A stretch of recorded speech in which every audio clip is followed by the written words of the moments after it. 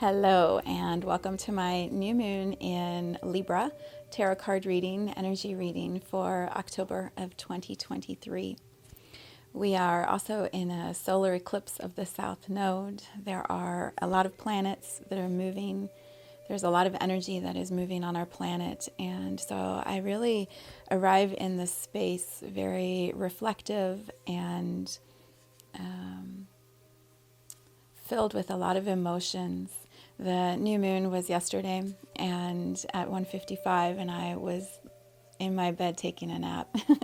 Instead of creating and doing and sending energy out, it felt really important to pull my energy in and get still and listen and clarify for myself, like what is the energy of this new moon in my own experience, not what is being shared with me or broadcast collectively, but like what am I experiencing? And so I feel like the message, the main message that is coming through at this time to be shared in this video is exactly that it's not a time so much for doing, it's a time for tuning inward, listening to your own shifts and understandings and experiences, emotions, the energy that's moving within you. And from that space to take action, not from a reaction, but from a proactive, clear, aligned space within each one of us. And so that's going to look different for everybody.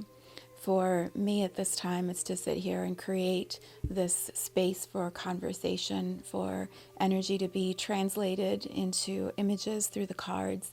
The images then transmit questions, contemplations that you can take, and my energy being shared with you allows you to unpack something more within yourself, but then you have your own inspired action from that space. And so I invite you into this cocoon of time and energy that I'm going to be holding. We'll do a public tarot reading, energy reading that'll go about 20-25 minutes, and then I will create an extended and a meditation. The meditation is the genius in this whole process. It's the way that we can receive pockets, nuggets of data, images, archetypes, energy, and then in the meditation, the way that I guide it, you are brought into your own energy flow. You might hear my words, you might follow along with what I'm seeing and translating for you. But most times people either fall asleep or they're taken on their own journey, because in meditation I can hold this clear portal where you align with your own consciousness. Your soul speaks to you and guides you. And so in that meditation for the new moon, we take what comes through in the cards, in my interpretation of the cards, what comes through in the extended, and bring it into an inner dialogue that is guided. It's just a beautiful way to move through the collective energy of the new moon in Libra. The solar eclipse at the South Node is a time, I did my own research because I'm not an astrologer, it's a time of completing those things that we already know. It's not new stuff, that would be the North Node. It's old stuff. It's old patterns, old beliefs, old ways of engaging, of finding balance. You know, this is the sign of Libra. It's about balance, restoring order. And one of the articles that I read, it said this time right now, with all the other planets in the alignment that they are, is a reset. It's a what's actually true from history, from your own patterns, your own ways that you have believed things to be. What is complete, and then how do you birth a new beginning from that? And how do you know that that new beginning is in alignment? I believe that comes from meditation. It comes from some quiet space that you create for yourself to listen to what you know inside of you is ending and what is beginning. And so that beginning is clear, it's direct. It's not informed by media, social media, YouTube videos. It's clear. It's you, your soul, your consciousness guiding you forward. And so this is a very, very powerful time on our planet. It's volatile, it's filled with chaos, it's filled with immense suffering, and terrible things that humans are doing to each other. No matter what your religion or your political view, humans are doing horrendous things to each other at this time. And so it really is a moment to pause within ourselves and get clear. How do we transcend the stories? How do we transcend the histories, the emotions that have just become bitter and hard and volatile and wanting to be projected out by people who don't know how to handle all the emotion, who don't have the support around them to be able to navigate the experiences that are their reality. I believe for those of us who sit in the privilege of not being in a place of war right now, I believe our responsibility is to get very quiet and very still and to hold immense love for humanity on our planet at this time. It is a moment for peace within every single one of us that is able to access it and to hold that vibration of peace. Because the vibration of war right now is loud and it's engaging and consuming. It brings us into that energy of picking a side and then projecting our anger at the other from not understanding the one side to the other side. Peace cuts through all of that. The truth of we're one human race, one humankind. We have one planet. We have one shared resource. All the land, all the air, all the water, all the joy. It's one resource for us to access. And so can we who are not in that physical experience of war hold the vibration of one humankind at peace, in peace, being peace? I believe we can, but it's a choice to do that. It's a choice to be still. Like yesterday, I had so many things to do, and all I could feel is I have to be quiet. I need to go in. I need to clear the chatter and the intensity and just find stillness within myself. And until I found that, I was not going to come into this space and say a word, because what can I contribute when it comes from a place of chaos and emotion?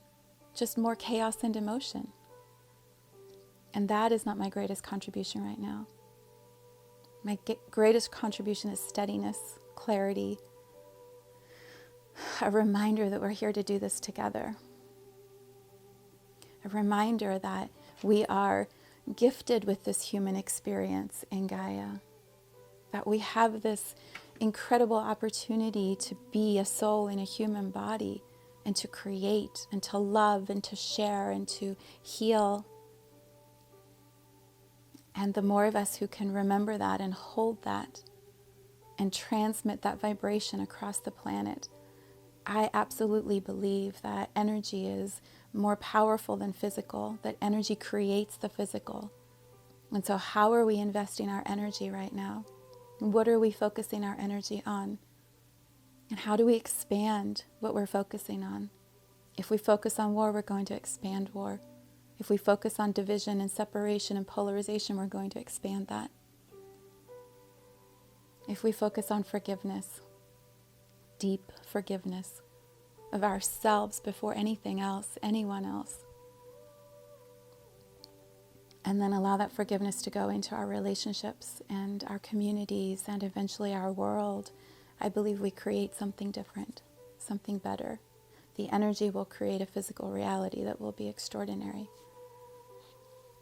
So there's energy to clear by those who are clearing it, and there's energy to hold by those who have the privilege to be able to hold it. I guess that's my message. I wasn't intending to begin with a message, but there's a lot I'm feeling. And the music that I picked for today is Deuter's Garden of the Gods. And I don't know if you can hear it in the background, but you can certainly find it and play it while you're listening to this. The music is one that I listened to for the first time in my first plant medicine journey. And in that experience, I had this beautiful moment of leaving my body and being just energy in the galaxy and feeling how connected I was to the souls of my children, the souls of those I loved, the souls of those who had already died before me, and how there was just this one thread of energy that connected all of us.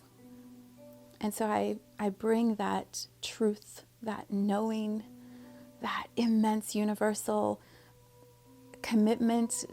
It's not even the right word. I know we are all souls who are connected in the consciousness of the entire existence of all the universe, beyond Earth, beyond this human construct. We are all interconnected. We came from one origin of energy, and we will all return to that, whatever name you give that energy. And so along the way, we may have these experiences that we are separate, these beliefs that we are creating different realities, understandings, but eventually I believe we will all come back and be reunited with oneness, whatever that is. And so can we remember that a little sooner? Can we find a way to come back into that, more and more and more of us? And as we do that, I believe the division is going to collapse in on itself. The memory of our oneness is going to override the division. So we do that together. We do that together. All right, I'm going to pull some cards now that I've spent half of our time sharing my thoughts with you. I will also say Pluto is in its final dance with Capricorn now through January. Pluto moved into Capricorn in 2008. It has been tearing apart so many structures and rebuilding them in a transformative energy over the last 15 years. We are in the final few months of that shift where Pluto will leave Capricorn and enter Aquarius in January for 20 years. We are in the in-between right now. We are in the time where it is just one sign, another sign, and the planet of transformation right where they're meeting, just popping open energy portals, belief systems, ways that Capricorn and Aquarius meet but are not the same. And so in this time of turmoil, if we can remember this is a moment, a threshold. And where we are moving into, Pluto and Aquarius, is going to be transformation in all of the structures, the beliefs, the qualities of Aquarius. And so do a little research. If you haven't watched my Gaia's Love podcast about Pluto and Capricorn, Pluto and Aquarius, perhaps start there. And you can find them on my YouTube channel. And just tune in, like, what does it mean to you when you hear all of this? How does Pluto shifting from Capricorn to Aquarius impact you? What does it do to your chart, your signs? It's impacting every one of us. It is a collective shift. It is for every one of us. We will all feel it in some way. And so we're in that moment of transition right now, and it's going to last for a few months. So how do we navigate through that? Spend some time with your chart. Turn to astrologers. If you don't have any, let me know. I'm happy to refer you to some beautiful people who can walk you through this. There's a lot moving on our planet, and taking care of yourself, staying steady and knowing your own truth is, I think, the pathway through. Now we'll pull some cards. I'm pulling from the Light Seers Tarot. It's funny because it's an energy reading first and a tarot reading second. So if you came here just for tarot, you're also getting energy, which is the case for all tarot readings. We're going to pull 3 cards: the individual now, the collective now, and the highest possibilities for the next lunar cycle. You may want to go back and watch last month's reading for, Virgo. The very first card for the individual now was, everything is okay, you're going to be okay, you're okay. So if you're feeling the intensity and even this message is too much for you, perhaps go back and watch that one, and it'll give you a little bit of reassurance that we're all going to be all right. Okay, the individual now first. What is there for us to know about the new moon? Is this not the truth? Individual now. We'll come right back to that. I think many of us are feeling that. The collective now. Powerful. So powerful, especially when you see them together. And the highest possibilities for the next lunar cycle. What a beautiful message. What a beautiful message. So I'm going to show them to you and hope that I can do it in a way that does justice. All right, so if you look at it like this, this is the individual now. I don't know that I'm just going to flow as I feel guided. The individual now, it's one heart. She's tied up, feels like she's almost like underground or lost in the darkness with this ripped heart or scarred heart in the center. And she's in this space of almost agony. The collective now, so this is the individual experience. This is the collective experience. It's like she takes all of that energy, climbs in the boat, right? And then she's going to go create her own experience somewhere else. She's going to take all of that and just leave it and go create something else with all these crows going along the way. And then the last one is she's not by herself anymore. This is the highest possibilities for the next lunar cycle. It's let's leave this, and now let's start creating something new. Let's collaborate. If you look at this card, they're building on top of each other to reach the light. Did we have this in the last? I don't think we did. 5 of Wands. I know we had this recently. In this one, it's okay. Now, how do we work together? How do we collaborate so that we can reach the flame at the top and all do it together? So it's not just one person that wins; it's all of us together. So if nothing else, if you get nothing else from this tarot reading, can you see that there is hope? That there is a movement through this process that will take you to a place where we could potentially all create together. We could all collaborate together. It's absolutely possible. Even in those moments when it feels like it's you against the world and nobody understands. Nobody sees you. Nobody even knows that you're suffering at the depth at which you are. There's hope. There's a way out and through. And I believe it comes from this moment in between, which is you have to find your clarity. You have to get yourself out of this feeling and into this movement. But I don't believe we can skip over a step. I don't believe we can jump to movement and have it be clear and have it be aligned. There must be some internal movement of energy first that then takes us to this, that then brings us into collaboration. And this is the collective card. So if individually we're feeling this, collectively we're moving. Collectively it's like a current of energy. It's going to keep going. It's going to keep manifesting. Compounding is the word I want. The energy is going to keep compounding. And so if we contribute to the compound, our feelings of despair and pain and suffering, and we add to that, we compound that more and faster. If we can sit in these spaces, move the energy within ourselves first, come to a place of alignment and belief that there is a bigger picture, that there is a universal thread of consciousness that can and will support any of us through any moment, through any human experience. There's this collective thread that we are all one energy. We are all one stream of love and creation, even when we dip into these human realms that are so painful. If we can tap into that and move from this human physical experience, we will contribute to the collective conversation a different frequency, a steadier, more peaceful, more trusting, knowing that something new is birthing, that the old is transforming in a way that looks like chaos and isn't understandable. Our contribution to the collective will be different. And I believe that is what carries us into this idea of collaboration.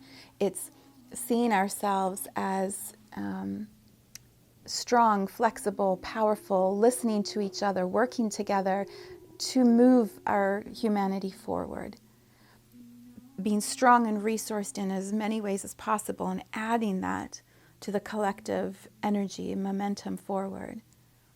This is a a powerful image or archetype or a vibration, a frequency to attune to. I'm strong, I'm resourced, I don't know how it's all going to work, but I'm going to show up and give it my absolute best. And as I do that, as I stay in my own presence and knowing and compassion and love and strength, as I do that, I will know how to move. I will know where my resources can be of most impact. I will know where my words can be of most value. I will create content and stories and articles and posts that serve the higher frequency of the collective moving forward with love and compassion, knowing we're all one humankind. I will contribute in a way that elevates all of us. But to get to this is where we find ourselves right now. So how do we navigate this experience? It's moment by moment. That's the best advice I can offer any of us. It's moment by moment. And each moment is different. And there's no one right answer or way for anyone. And I'm not one to say I know the path for healing on our planet. I'm saying let's focus on ourselves and bring ourselves individually into as much alignment as possible and contribute from what we individually know most serves. And that means I can only speak for what I know my contributions are and encourage you to do the same from a place of deep inner knowing, deep inner compassion. So, this is the individual now. Do you have any matches to this energy? And if you don't, are you seeing this individually from many around you? What does it bring up as you look at this card?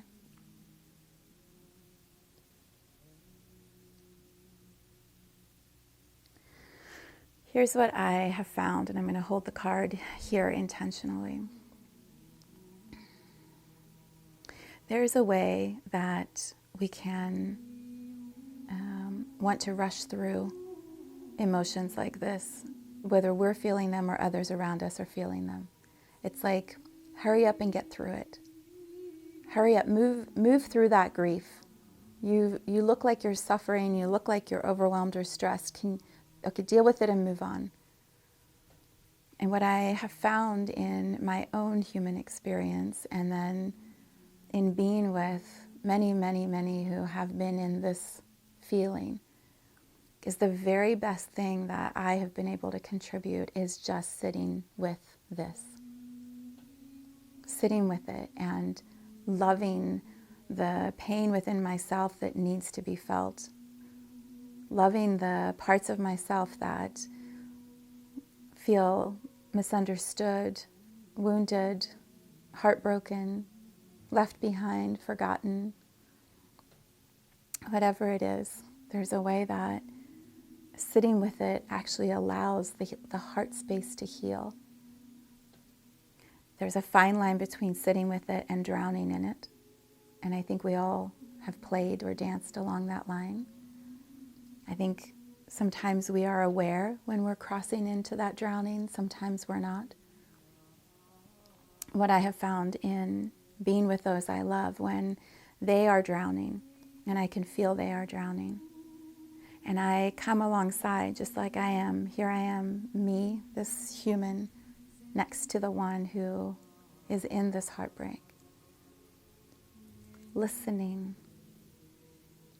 like actually loving someone in this moment of this pain is the greatest gift you can give that person. It's not telling them how to fix it or telling them how to feel or telling them to hurry up because they're taking too long and there's things that need to be done. It's just being with them, saying, I know.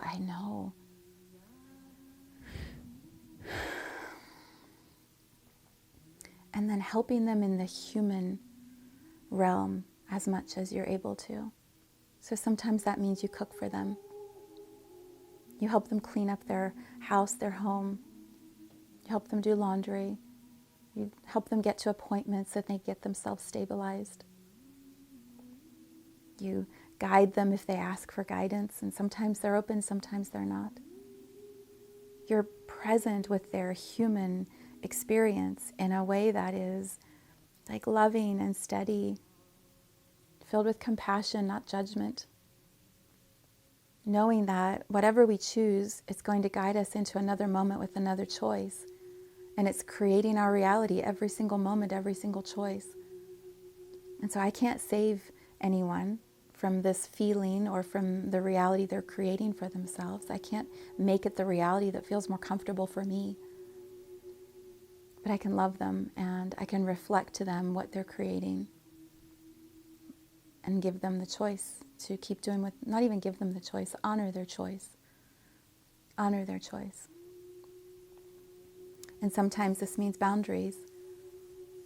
If someone is drowning and they want to pull you in and they're not willing to come up and just sit next to you and not be drowning anymore, if they want to keep drowning, sometimes the boundary that's healthy is you have to pull back. You love them, love them, love them until you feel yourself starting to drown, and then you pull back. And you hold love from a distance. It doesn't mean you cut them off, you judge them, you hate them, you polarize against them. It just means you pull back and you say, I see you, I love you, I'm right here. So if this is the individual now, and this is the collective now. The collective now, what do you notice about this card? What does it bring up in you? It's interesting how this one is dark and gray and earthy, and this one is blues and greens and watery. You know, to me, water is the subconscious. It's the emotions. It does represent movement to me. And I notice how she's carrying all her bags with her. So individually, we might be feeling like we're stagnant, still, stuck, desert, barren, deep in the emotions. Collectively, there's still movement. There's a current that's going. We're co-creating a humanity evolution all together. All 8 billion of us are creating energy that's keeping us moving forward. And we're taking our baggage with us. Where are we going? Where is this collective current going to take us? And are we going to believe as a humanity, which is what I see in this moment of this card, are we going to believe as a humanity that it's everyone for themselves? Each one, get your own boat, take your bags with you, make sure you've got your own boat. There's no room for anybody else in the boat. This is a collective belief, like it's you for yourself, take care of you and don't worry about everybody else. If we were to expand this card out, are there 8 billion other boats? Are we running out of space in the water? Is she the only one on the boat and everyone else is stuck in a land that's burning? Like, what's actually the story that's playing out through this card? We're co-creating it. We're writing it as 8 billion of us. We're writing the next chapter of the story. Do we want to write it with this energy? Or do we want to write it with this energy? It's a choice. How do we individually want to show up and contribute to the collective frequency, the collective consciousness? Do we want to show up in despair and overwhelm and a belief that it's every person for themselves? Or do we want to start collaborating, truly collaborating, building upon what the others are able to contribute and rising the frequency of consciousness on this planet into something that we don't know yet, that we haven't felt is possible yet? I believe everything is happening with purpose, and there's a grander energy guiding all of this than what we can perhaps fully understand with our human minds. So I don't come to this space with fear. I come to this space with sadness at what I'm witnessing, deep sadness. But I don't come with fear. I come with a belief that there is something greater that we are building, and committed to my own contribution to that in the highest way I can. in the steadiest and clearest way I can of communicating it. So I encourage you to find that clarity within yourself, whatever your knowing is of what's possible, what you can contribute that has the most value, and stay in alignment with that. I'm going to create an extended, and then I will create video, and then I will create the meditation. So all of that will be available at the link in the description. I have a beautiful community that is called the Practicum. So if you are in your own space feeling like, maybe this is you. Like, I just need to find a place where I can start belonging and having communication and conversations that nourishes your soul and reminds you who you are. I encourage you to look at my page about the Practicum and see if it's a match. And then I also have a master class in 1 week called Trusting the Signs. There's a way that we can deepen, I believe, our communication with the beyond, with our guides, with our higher self, with the collective universal thread of consciousness that we all originate from and return to. And so we're going to be exploring that in 3 one-hour sessions next week, Monday, Tuesday, Wednesday. It's going to be beautiful. It's a good time to be having a conversation like this. So that information is also going to be in the link below. New moon in Libra. Set your intentions if you haven't yet. This is a time of balance, of equilibrium, truth, beginnings and endings and beginnings. And it often plays out in our relationships with ourselves first, those around us, and then the communities and the greater world population. So be very clear if you can with your intentions at this new moon energy. I send you so much love.